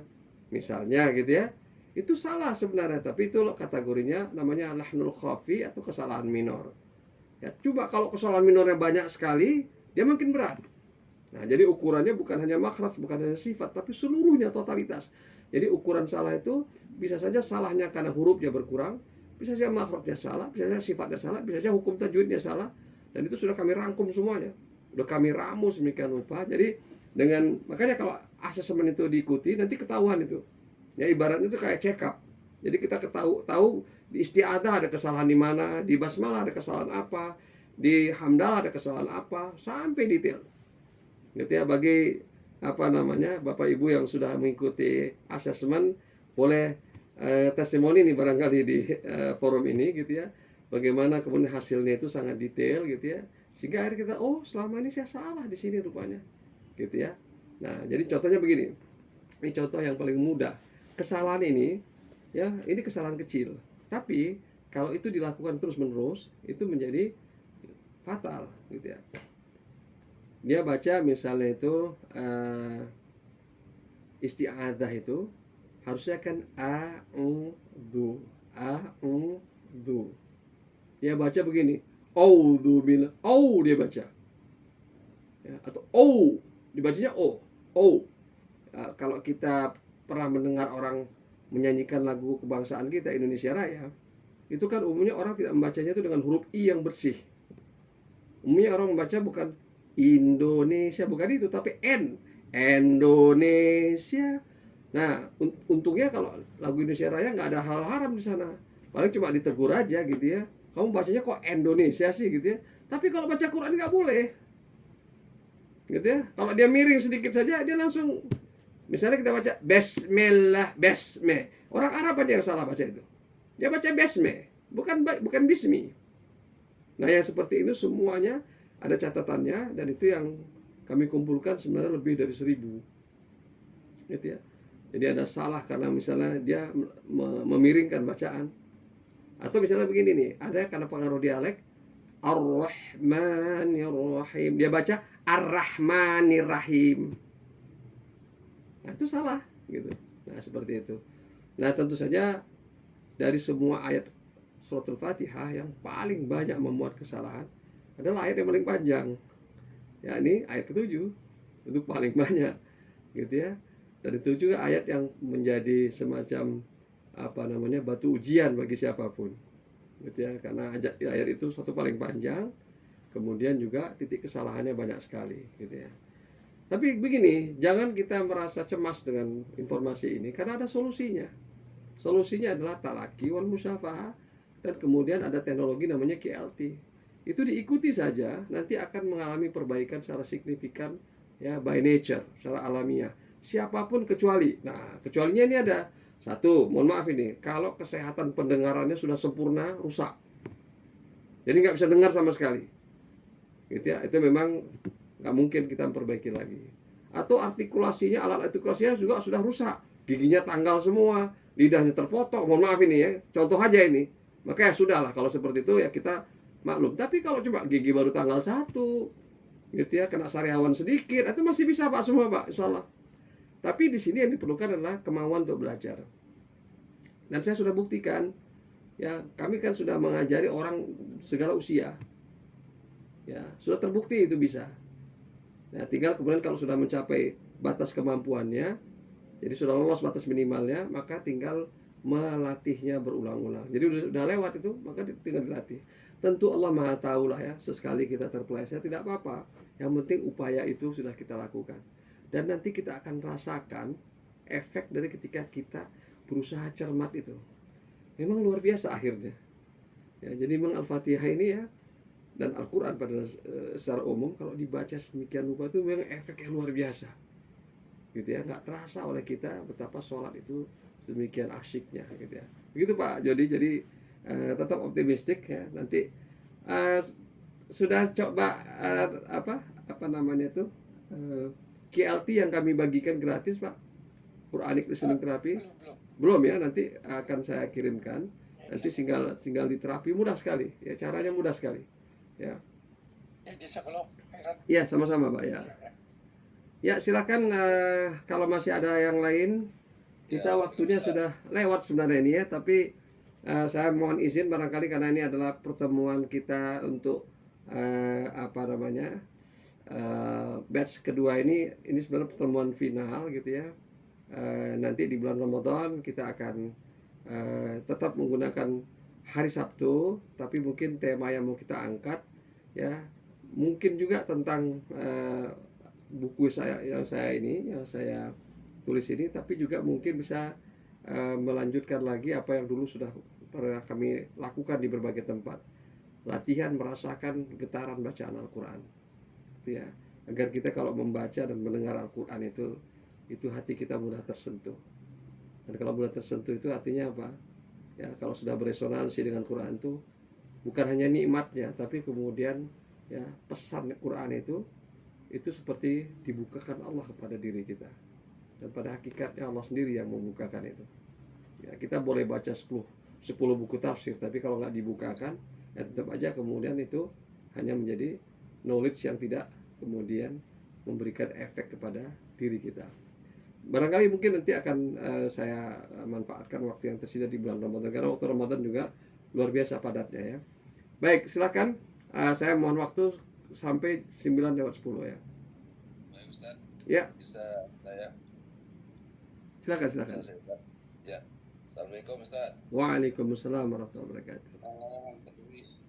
Ya, ini mungkin agak sedikit menyimpan dari Al-Fatihah. Ya. Intinya gini Ustaz, saya pernah mendengar bahwa ketika kita sujud tidak boleh membaca Al-Quran. Itu apakah hadis atau apa ya Pak? Saya ini belum jelas Ustaz. Oke. Itu yang pertama. Kemudian bahwa kita sendiri di dalam sujud itu sering membaca potongan dari ayat-ayat Al-Quran karena terkait dengan doa. Iya.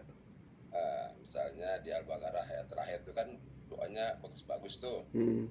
Nah, jadi ini sejauh mana Ustaz penjelasannya ini? Yang tidak boleh membaca Al-Quran itu seperti apa? Karena banyak sekali ya ayat-ayat yang bisa kita gunakan pada saat sujud. Ya. Itu Ustaz. Terima kasih Ustaz. Baik, terima kasih. Jadi dasar atau dalil yang mengharamkan membaca ayat Quran dalam sujud itu ada pada hadits Rasulullah SAW. Itu sahih. Jadi memang kita diharamkan membaca ayat Quran di dalam sujud. Tapi kita dianjurkan perbanyak doa. Nah, kan doa-doa itu banyak redaksi dari Al-Quran. Ini bagaimana mensinkronkannya? Maka ambillah redaksinya itu, ya, cuma jangan sampai satu ayat penuh. Ingat, ada doa-doa dalam Al-Quran itu satu ayat penuh. Misalnya nih, Rabbi syrahli sadari wa yassirli amri, itu ayat tuh, ayat sirli amri dari surat Toha tuh. Wahlul uqdatam min lisani yafqahu qawli waj'al li waziran min ahli Haruna akhi usdud bihi azri wa asyrikhu fi amri, dan seterusnya. Itu doanya satu ayat tuh, itu nggak boleh dibaca itu, ya.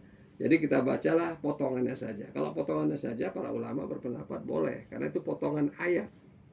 Ya, makanya pengertian ayat, pengertian surah, batasnya apa, ya itu sebenarnya perlu kita ketahui minimal agar kemudian kita tahu mana redaksi doa yang boleh kita baca, dan itu kemudian bagian dari potongan ayat, bukan satu ayat penuh. Jadi kalau satu ayat penuh, ya maka itu kalau sujud kita tidak boleh baca itu. Nah, kalau kita mau baca boleh di tempat atau di titik yang lain, misalnya sebelum kita membaca salam, itu masih ada tempat untuk waktu untuk bersujud, untuk berdoa, gitu ya. Ya, jadi setelah tasyahud akhir, gitu ya, itu masih ada waktu untuk berdoa. Begitu ini ya cara mengkompromikannya, gitu ya. Dan kalau kita misalnya nggak hafal, bagaimana doanya? Nah, itulah pentingnya kita menghafal beberapa doa tertentu, gitu ya. Dan itulah penting kita paham maknanya, gitu ya. Dan kemudian ya itu bisa kita jadikan sebagai cara kita untuk curhat kepada Allah. Nah, hanya saja ini saya ingatkan lagi kembali, ini kita belum membahas tentang kajian tafsir dan inspirasi suratul Fatihahnya ya. Ini juga akan ada nanti kajiannya, gitu ya. Bagi yang sudah ikut SAF ini, nanti kita tawarkan kajian tafsir dan inspirasi suratul Fatihah. Jadi di sana ada tafsirnya, ada inspirasinya. Kita perlu tahu bahwa sebenarnya doa yang paling tinggi, doa yang boleh dikatakan bukan sapu jagat lagi, sapu semesta, ada di suratul Fatihah ayat ke-6 dan ke-7. Kalau itu mustajabah, selesai semua urusan kita. Jadi ketika ihdinas siratal mustaqim siratal ladzina an'amta 'alaihim ghairil maghdubi 'alaihim waladdallin. Itu kalau mustajabah, maka doa-doa yang kecil-kecil itu lewat semua dah. Itu makanya kenapa suratul Fatihah menjadi amat sangat pokok. Kita lupa bahwa doa yang paling sebenarnya itu ini melebihi doa Rabbana atina fid dunya hasanah sebenarnya itu. Ya, ayat ke-6 dan ke-7 itu. Dan itu disebutkan dalam hadits kursi. Ya, dan itulah yang diminta oleh hamba-Ku kata Allah Subhanahu wa taala. Jadi itu juga saya ingatkan supaya kita jangan sampai lupa juga pada yang lebih pokok lagi. Itulah suratul Fatihah, dan di sana ada doa yang jauh lebih merangkum apa yang kita minta kepada Allah Subhanahu wa taala. Baik, waktu kita sudah hampir pukul 9:10. Ya, jadi tinggal 1 menit lagi ini. Tetap kita akan tutup secara resmi ya, sebagaimana yang sudah kita biasakan. Dan nanti waktu informal tetap kami sediakan. Dan sekali lagi dengan pertemuan kelima ini, satu, saya mengingatkan kita semua, dan itu untuk diri sendiri juga, agar marilah kita ya memperhatikan ibadah sholat kita. Ibadah sholat yang akan mendatangkan banyak sekali ya kebaikan ya, dan manfaat bagi diri kita dan ya semua, bahkan umat manusia ya. Dan kemudian inilah ibadah yang akan dihisab oleh Allah pertama kali, yang kalau kemudian dia berkualitas, maka kemudian ibadah-ibadah yang lain itu kemudian ya akan mudah ya proses pemeriksaannya. Tapi kalau sholatnya bermasalah, maka ibadah yang lain itu kemudian juga akan lebih berat lagi proses pemeriksaannya. Ya, kemudian yang berikutnya lagi, ya salat itu ada takarannya, ada ukurannya, dan itulah khusyuk. Dan khusyuk itu tidak begitu saja diraih, tidak cukup hanya lahiriahnya saja, kaifiatnya saja, tata caranya saja, atau SOP-nya saja, tapi ada kontennya, ya, dan termasuk di dalamnya adalah suratul Fatihah. Nah, dan surah ini yang sudah kita hafal sejak kecil, yang sebagian besar umat Islam pasti menghafalnya, ternyata bukanlah surah biasa, tapi surah yang pokok sekali bagi kehidupan kita sebagai hamba Allah. Dan karena itu kemudian ya adalah wajar kalau kita perlu mengingatkan kembali umat Islam agar mereka memperhatikan ya bacaan sholat mereka, khususnya suratul Fatihah. Kami dari Al-Fatihah Center ya berupaya untuk menjembatani. Mudah-mudahan upaya kami menjadi upaya kita bersama agar bisa turut menyelamatkan bacaan Al-Fatihah umat Islam. Dan saya yakin sekali, tadi belum saya sampaikan kepada jamaah sekalian ya tentang dua sayap peradaban umat Islam ya, dan ini terus terang perlu kita sadari bersama ya. Di buku sebenarnya sudah saya jelaskan ya, tapi mungkin saya coba ingin mengingatkan, ini hadits Nabi sebenarnya, dua sayap peradaban Islam ini. Hadits Nabi mengatakan la hasada, tidak boleh hasad illa kecuali kepada dua golongan ya. Siapa itu? Yang pertama adalah seseorang yang Allah berikan ilmu Al-Quran dan dia membacanya, mengamalkannya, mendakwahinya siang dan malam. Nah, ini yang kemudian menjadi sayap yang pertama, yang kemudian kalau di skema ini saya sebutkan, itulah sebenarnya ulama ahlul Quran, atau para ilmuwan yang basis keilmuannya dari Al-Quran. Dan kemudian Nabi menyebutkan dalam hadits yang sama ya, golongan yang kedua, apa itu? Mereka yang berharta dan mereka berinfak siang dan malam. Disebutkan itu, siang dan malam. Nah, ini adalah kelompok, kalau bahasa modernnya kapitalis, pemilik kapital ya, agniya, orang kaya. Nah, selama ini selama ini membaca hadis ini, saya menyangka hanya kita nggak boleh iri ya sama dua orang ini. Artinya gini, kita nggak boleh punya rasa dengki kecuali dua golongan ini. Tapi ternyata rupanya di balik hadits ini ada kesimpulan yang luar biasa. Ini apa itu? Bahwa dua golongan inilah sebenarnya penentu peradaban umat Islam. Dengan catatan keduanya berkolaborasi. Kalau para ulamanya jalan sendiri, tidak didukung oleh katakanlah kekuatan para agnia, maka ya ulamanya juga pasti akan tertatih-tatih. Sebaliknya kalau para agnia ya jalan sendiri atau menginfakkan tapi tidak fokus gitu ya. Padahal kita tahu bahwa fundamental peradaban Islam itu ada pada akarnya, dan akarnya itu ada pada penguasaan sumber-sumber primernya gitu ya. Jadi itulah sebabnya kemudian saya perlu mengingatkan ini. Kalau kita memang rindu dengan hadirnya peradaban Islam yang indah, yang dikagumi, yang menyentuh banyak orang dan menyelamatkan kita semua. Saya kira itulah pesan saya yang dapat saya sampaikan. Kita tutup ya secara resmi dulu dengan membaca doa kafaratul majlis. Subhanakallahumma wa bihamdika asyhadu an la ilaha illa anta astaghfiruka wa atubu ilaik. Saya memohon kepada jamaah semua untuk kita saling mendoakan. Allahumma barik lana fi Sya'ban wa ballighna Ramadan. Barik lana fi Sya'ban wa ballighna Ramadan. Barik lana fi Sya'ban wa ballighna Ramadan. Allahumma arhamna wa 'allimna bil Qur'an waj'alhu lana imama wa nura wa huda wa rahmah. Allahumma dhakkirna minhu ma nasina wa 'allimna minhu ma jahilna warzuqna tilawatahu ana al-lail wa atraf an-nahar waj'alhu lana hujjah ya rabbal alamin. Allahumma ja'alna wa dzurriyyatina wa ahlana min ahli al-Qur'an insyaallah.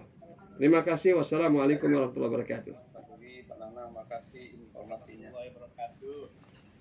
Salam. Malam, Pak Ustadz Furqon, Pak Dwi, Ya, Sudarso, kemudian Ibu Waalaikumsalam. Padma Negara, kemudian Pak Gus Dur ini ya.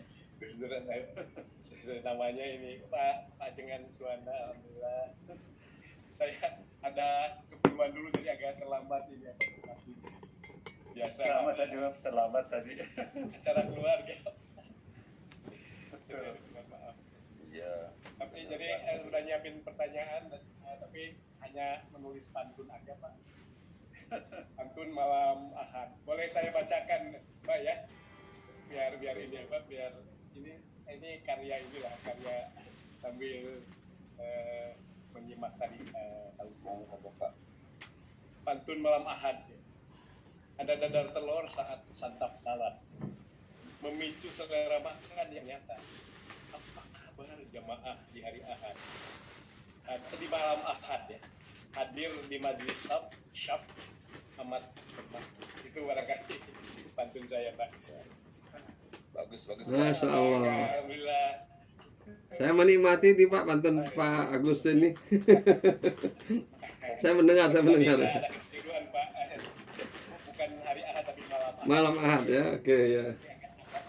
Jadi kalau yang kita saat ini lakukan adalah memahami dulu betapa pentingnya ibadah sholat, dan di dalam sholat itu ada Al-Fatihah.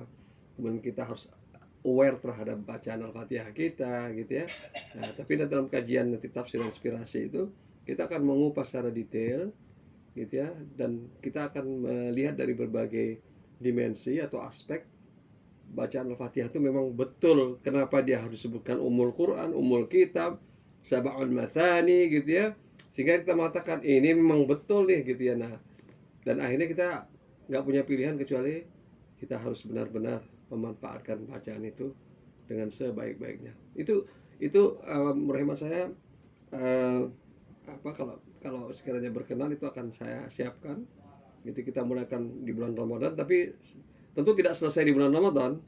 Ya, mungkin diawali di bulan Ramadan tapi nanti akan berlanjut sampai selesai di luar Ramadan, karena mungkin memerlukan waktu yang cukup ya saya tidak tahu berapa pertemuan ya, tapi kira-kira mungkin pasti lebih dari 4 atau 5 pertemuan.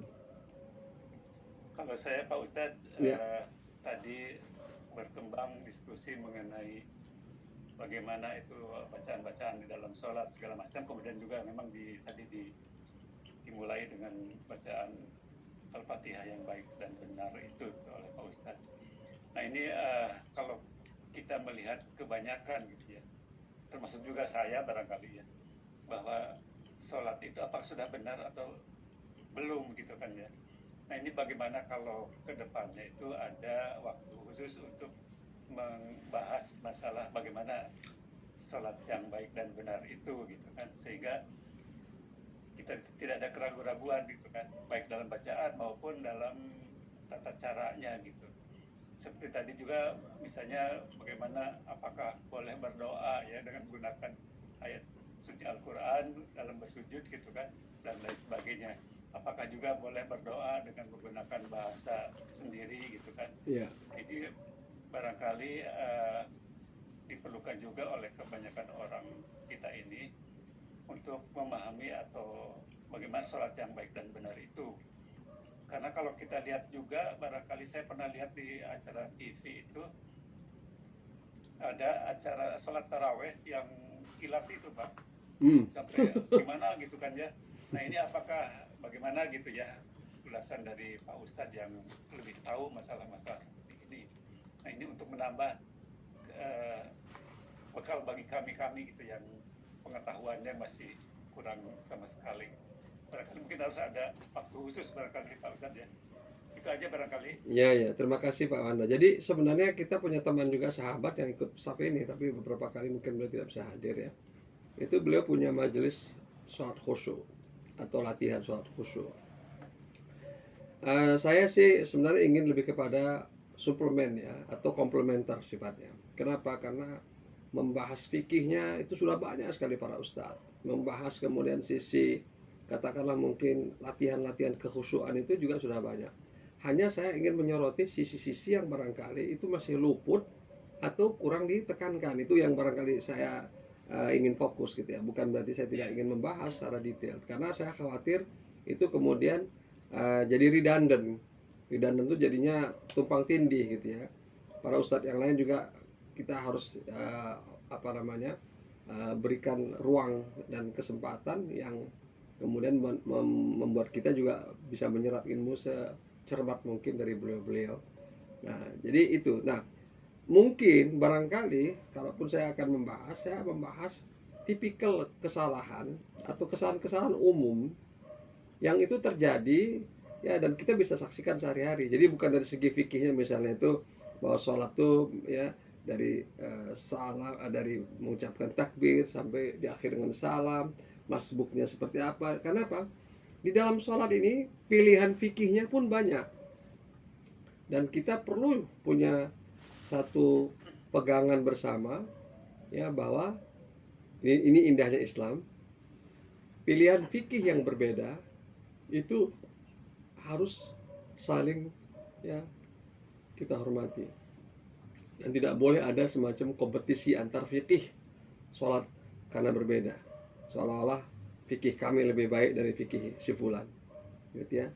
Makanya kemudian kalau itu sudah kita sepakati ya, maka kemudian kita akan lebih mudah lagi membahas hal-hal yang sifatnya tadi mungkin kesalahan-kesalahan tipikal. Contoh bahwa perbedaan fikih tadi itu ya tidak perlu kita perluas. Misalnya duduk iftirash atau ya, duduk tawaruk di rakaat kedua atau di sholat rakaat kedua. Tiba-tiba ini 10 tahun terakhir ini ngetren itu ya, anak-anak muda sholatnya kalau di rakaat kedua sholat subuh sebagai mirip seperti duduk ya sujud duduk antara dua sujud gitu ya. Jadi sama aja mereka duduk antara dua sujud sama di akhir. Itu sebenarnya perbedaan fikih. Saya tidak mau sih sebenarnya mengomentari. Tapi kadangkala perbedaan seperti ini itu menimbulkan friksi. Karena tadi sikap berlebih-lebihan membanggakan fikih pilihan kita. Begitu kemudian orang sudah belajar ilmu lagi, ternyata rupanya itu dua-duanya sama-sama halal. Gitu ya. Ternyata yang namanya gado-gado sama pecel ya kurang lebih sama halal gitu loh kira-kira. Dan itu masalah pilihan. Jadi nggak bisa dipaksakan. Kalau yang suka gado-gado ya nggak boleh kemudian dipaksa suka pecel, kira-kira gitu. Nah ini yang jadi problem di masyarakat kita itu, hal-hal seperti itu ya. Jadi akhirnya apa? Tidak produktif. Malah ada yang lebih lucu lagi. Kan sholat itu supaya kita jadi bersaudara, supaya kita kemudian saling membantu. Ujungnya nggak apa, malah saling benci, saling mencerca, gitu ya. Ini ada kejadian yang lucu lagi nih. Saya pernah nih di masjid Kementerian Tenaga Kerja, Pak, di di Jalan Kalibata itu ya. Ada seorang pengurus masjid bertanya, Ustadz, apa hukumnya salaman itu, Ustadz? Kenapa? Ada orang, Ustadz, saya sudah sodorkan tangan saya, dia tampik, dia lari, saya kejar dia supaya saya salaman. Wah, Ustadz, kalau saya nggak ingat-ingat saya orang masjid, katanya. Nah, ini sebenarnya sikap yang terus terang tadi, karena terlalu menekankan SOP, cangkangnya, lupa pada substansinya. Memang Nabi nggak pernah salaman terus-menerus, tapi kalau ada orang menyodorkan tangannya, kita tampik hanya gara-gara nggak pernah Nabi melakukan itu lebih sakit hatinya daripada kita terima tangannya. Nah, ini juga catatan yang begini-begini terus menyedihkan gitu. Makanya saya lebih senang gitu ya yang tipikal, dan kalaupun ada yang seperti itu, marilah kita menghayati kembali substansi sholat. Sholat ini apa? Contoh gini lah ya, sholat ini kan ujung-ujungnya kita mau masuk surga, ujung-ujungnya kan kita ingin dekat kepada Allah. Kalau kemudian kita membahas sholatnya berakhir dengan akhirnya kita tidak dekat kepada Allah, ini kan berarti ada kesalahan substansial. Ini saya sampaikan di depan jamaah di Masjid Istiqlal Houston nih, pada malam takbiran itu. Jadi pada malam takbiran itu, tiba-tiba pengurusnya datang ke saya, Ustadz, ini ada masalah di jamaah kita. Kenapa? Sebagian bikin takbiran, Ustadz. Kemudian yang lain mengharamkan. Ini mereka, kalau kita tidak cegahin, Ustadz, akan timbul konflik. Bahkan yang mau takbirannya sudah mengatakan, saya darah pun saya rela, saya korbankan. Oh, udah gawat nih, gitu ya. Maka kemudian saya diminta untuk, tolong Ustadz, nanti Ustadz berikan ya kira-kira semacam nasihat gitu ya, nanti pas pada Isya. Ya, jadi sejak sebelum maghrib itu sudah ada ini. Padahal jumlah umat Islam pun sedikit, gitu ya. Suasananya kok begini nih di Amerika nih, gitu ya. Maka saya mohon pada Allah apa yang harus disampaikan ya. Nah, begitu selesai sholat Isya, maka saya juga menyampaikan pesan-pesan singkat. Assalamualaikum warahmatullahi wabarakatuh. Brother and sister Islam, I would like to inform short message for you, nasihah gitu ya. Ya. Yang kemudian saya berikan ilustrasi bahwa apa tujuan hakiki dari satu ibadah, gitu ya. Kemudian kalau kita ingin melakukan sesuatu yang wajib dengan cara yang haram, kira-kira relevan nggak tuh? Enggak. Apalagi yang sunnah, takbiran tuh sunnah, tapi dengan cara bertengkar. Enggak, takbiran juga tuh sunnah juga, kan kita tidak melakukan sesuatu. Dan ketika ditelusuri pun dua-duanya punya dalilnya. Seperti itu, Pak. Jadi yang seperti itu juga harus kita cermati. Kalau saya cenderung pada pendapat umat Islam diajarkan dulu ilmu pokok, ilmu usul. Kalau ilmu usulnya kuat, maka perbedaan itu menjadi biasa. Yang nggak boleh itu adalah beda akarnya. Nah, kamu sholatnya gimana nih? Saya sholatnya 3 waktu, Ustaz. Nah, kalau ini itu baru kita boleh ini mengatakan, ini udah berbeda ini. Jauh sekali nih bedanya nih. Sholat cepat misalnya, sholat cepat itu saya hanya berbaik ini aja ya, berprasangka baik. Mungkin kiai yang dulu mencontohkan itu berijtihad pada masa itu, ya umat ini kalau tidak dikasih sholat super kilat, mereka nggak sholat nih. Jadi pilihannya ini antara nggak sholat dengan sholat, maka dikasihlah sholat super kilat.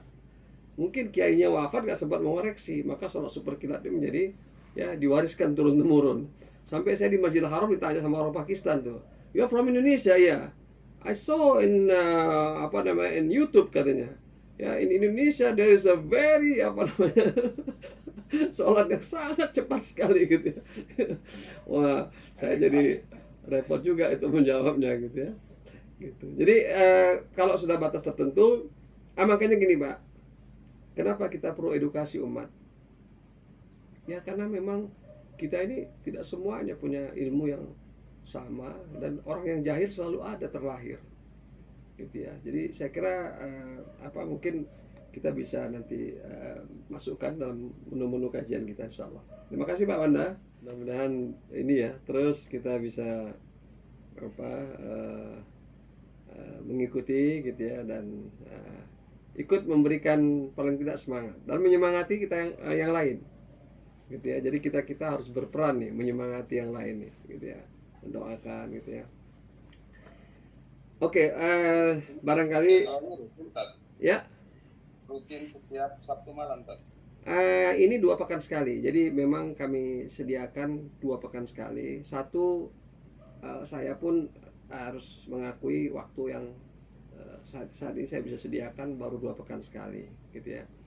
Kemudian yang kedua, 2 pekan itu di Sabtu, dan itu kita pilih pagi dan malam seperti ini. Pagi jam 5.30 sampai pukul 7 itu talakinya. Kemudian kalau malam ini kajian bukunya gitu ya. Dan kalau talakinya baru ayat kelima tadi ya. Jadi masih ada beberapa kali lagi.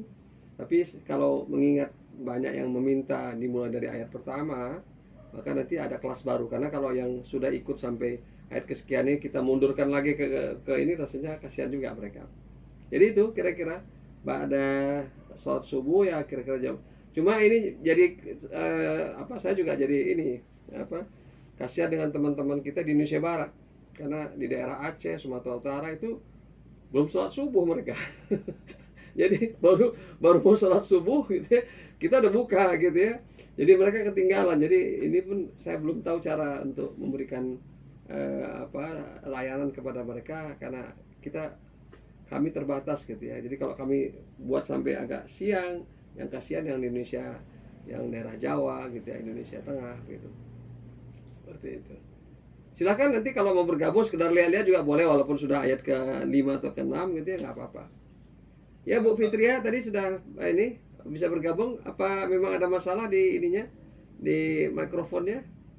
Ya, Assalamualaikum Ustaz. Waalaikumsalam warahmatullahi. Alhamdulillah ente sehat. Alhamdulillah. Ini Ustadz baru mau bergabung nanti di kelas baru Al-Fatihah. Oh ya boleh, insya Allah. Ya, Saya usahakan terlambat.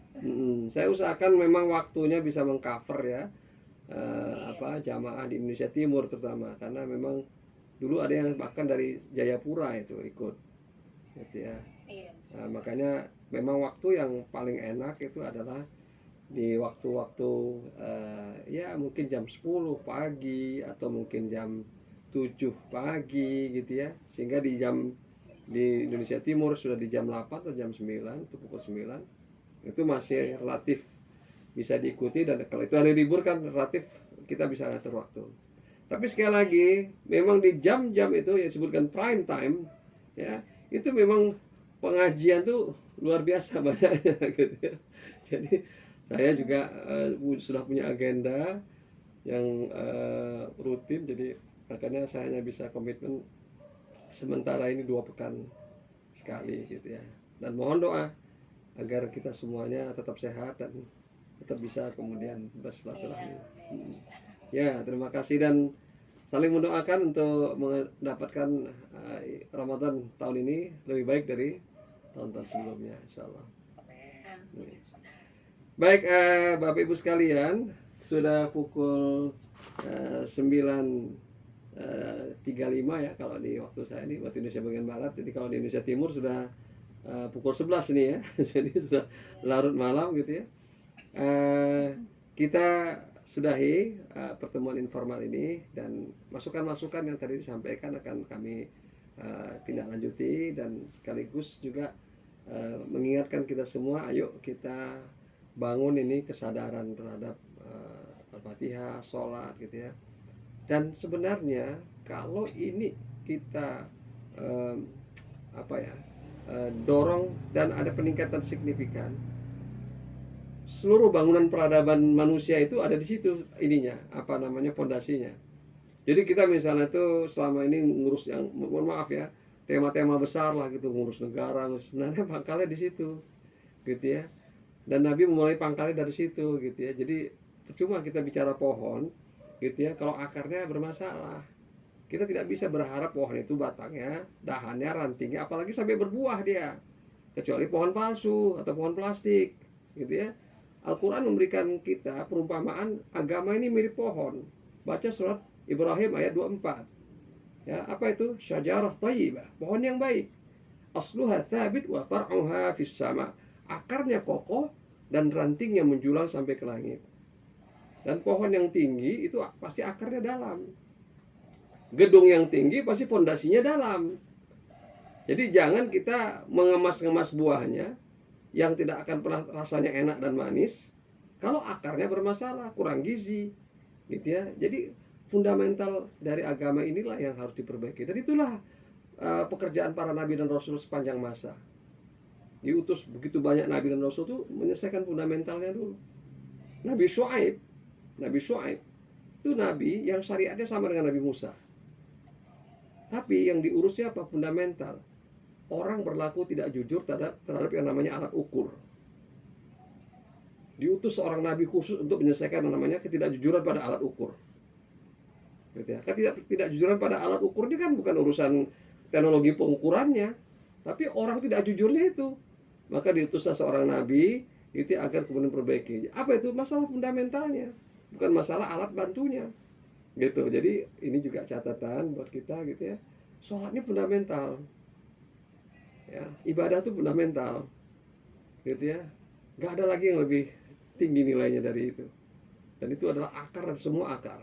Kalau itu diselesaikan, nanti saksikanlah karunia Allah kepada satu kaum yang menyelesaikan urusan ibadahnya dengan benar. Gitu ya.